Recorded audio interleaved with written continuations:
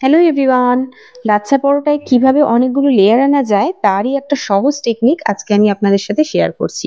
এই ভিডিওটা দেখলে যারা একদম বানাতে পারেন না লাচ্ছা পরোটা তারাও কিন্তু পেরে যাবেন খুবই সহজে। প্রথমে আমি ময়দার মধ্যে নুন দিয়ে মিশিয়ে নিয়েছি, তারপর অল্প অল্প পরিমাণ করে দুধ দিচ্ছি, দিয়ে আর এটাকে মিশিয়ে নিয়ে একটা সফট ডো রেডি করে নেব।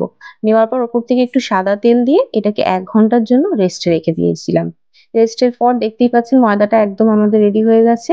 এবারে এটাকে হাত দিয়ে একটু প্রেস করে এবারে একটা বড় রুটির সাইজে আমরা বেলে নেব।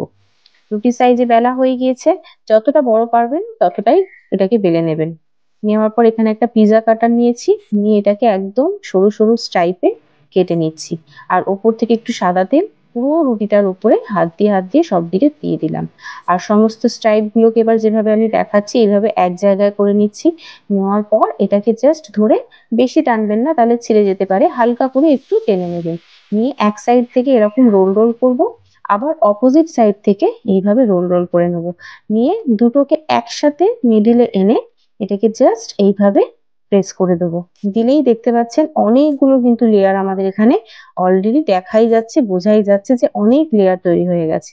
আমার কাছে তো এই টেকনিকটা খুবই সহজ লাগলো, আর আপনারাও যখন ট্রাই করবেন আপনাদের কাছেও কিন্তু এই টেকনিকটা খুবই সহজ লাগবে। দেখতেই পাচ্ছেন পুরো লেয়ার গুলো ভালোভাবেই বোঝা যাচ্ছে।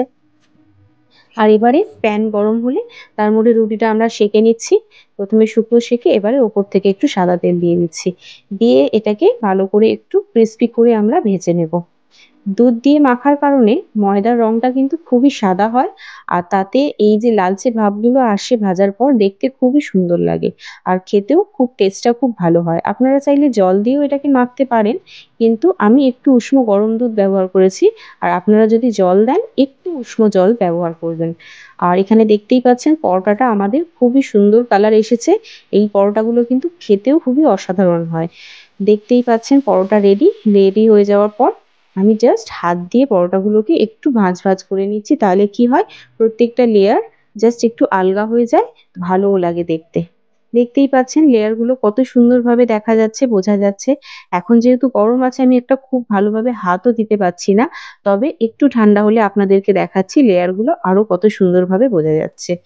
তো আপনারাও কিন্তু খুবই সহজে বাড়িতে এইভাবে লাচ্ছা পরোটা রেডি করে নিতে পারবেন, যেটা খুবই ক্রিস্পি হয় আর খেতেও খুব সুস্বাদু হয়। দেখতেই পাচ্ছেন কত সুন্দরভাবে সমস্ত লেয়ার গুলো বোঝা যাচ্ছে।